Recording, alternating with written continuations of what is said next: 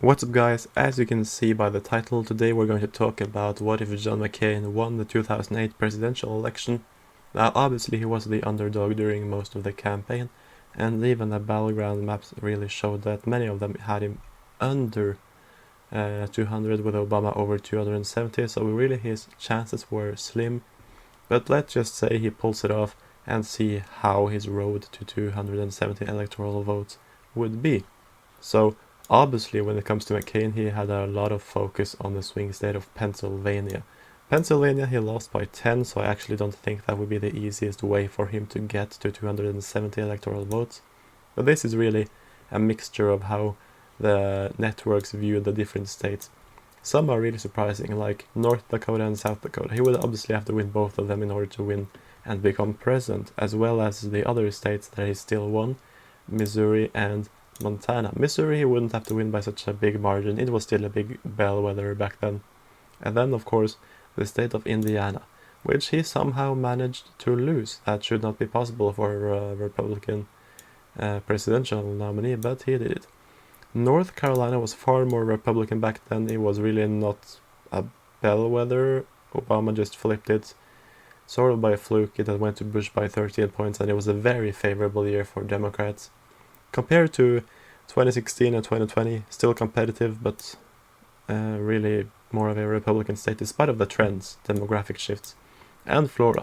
No Republican really wins without Florida, so McCain wouldn't do it either.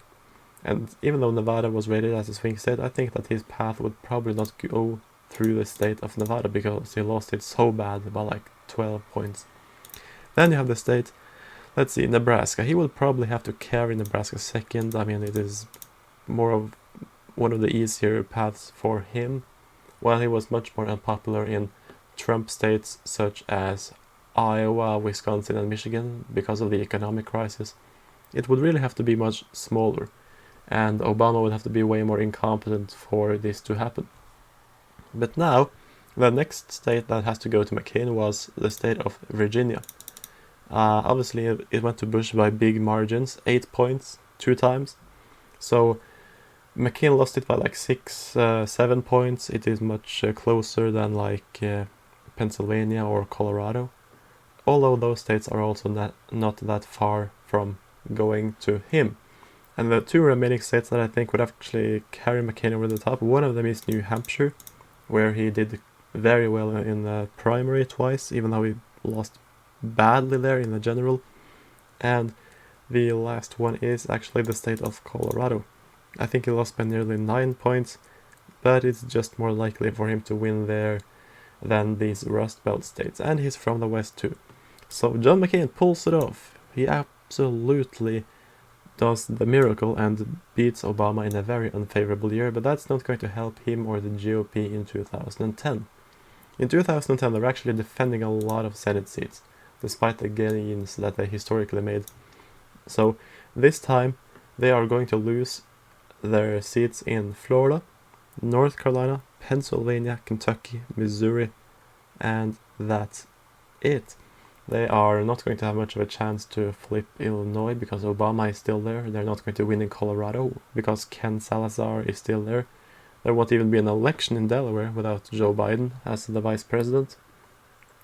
And let's see, I missed New Hampshire. And New Hampshire is actually one I imagine would stay Republican, just because it was much more Republican on the Senate level back then. And Kelly Ayotte did win with like 60% of the vote. And, Democrats were much closer to flip, like even Kentucky in 2010 on the Senate level, so I think those states would be more competitive, and of course he would be absolutely crushed, because the recession would continue under McCain, as it did under Bush. I don't think he was the correct type of Republican to really get the economy roaring again, TBH. So around comes 2012, and of course the obvious is going to happen. Hillary will be the nominee, and McCain's party has very few seats in the Senate. They have like less than 40 seats because of the losses last time.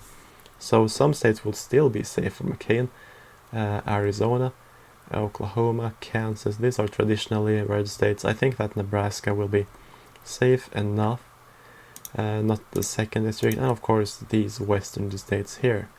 and Alaska, because Sarah Palin still. Okay, Mississippi, Alabama, and the state of Georgia. I think the margin would be less than 10, more than likely. And then you have the states, the rest of the southern states are hard to say. I don't believe that the economy would recover a lot. So yeah, he would obviously lose. In the end, I still think he will win. Because of the Republican DNA, it rejected Bill Clinton twice. And I don't think it would go away for a Republican incumbent. But here comes Hillary. She did a lot of good work in the Rust Belt. Maybe with the exception New Hampshire is, well, this is not the Rust Belt, but New Hampshire goes to the Democrats by a smaller margin than the other states. She wins in Pennsylvania, also by a smaller margin. And of course she wins the District of Columbia. Hawaii, the West Coast, McCain carries these states up in the Northwest. So the South really is the main battleground in this election. McCain will still carry Texas. I think it would still be a big margin. Whether you call safe more than 15 or more than 10, it would definitely be more than 10. He would do much better in the suburbs. Hillary much better in the rural areas all across the South.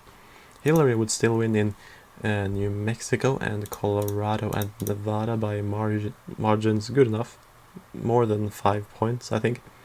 And listen to this, she would win Missouri. Yes, it would not gain its GOP status here, it would still remain sort of a bellwether. And despite trends and the recent increase in unpopularity, I still think she would carry Arkansas. Really. And when it comes to the state of Louisiana, I think McCain would hold it, even though the Clintons are also quite strong there. He would also hold South Carolina by a likely margin. And then, this is getting more and more difficult. I think Hillary would win in the state of Florida. The economy would not have improved that much. I know it likes Republican incumbents. Okay, so we will just do it lean then. She would win in Ohio by a bit smaller margin than in Pennsylvania, but she would win there still. And then I actually think that she could pull off some miracles and win in the state of Kentucky.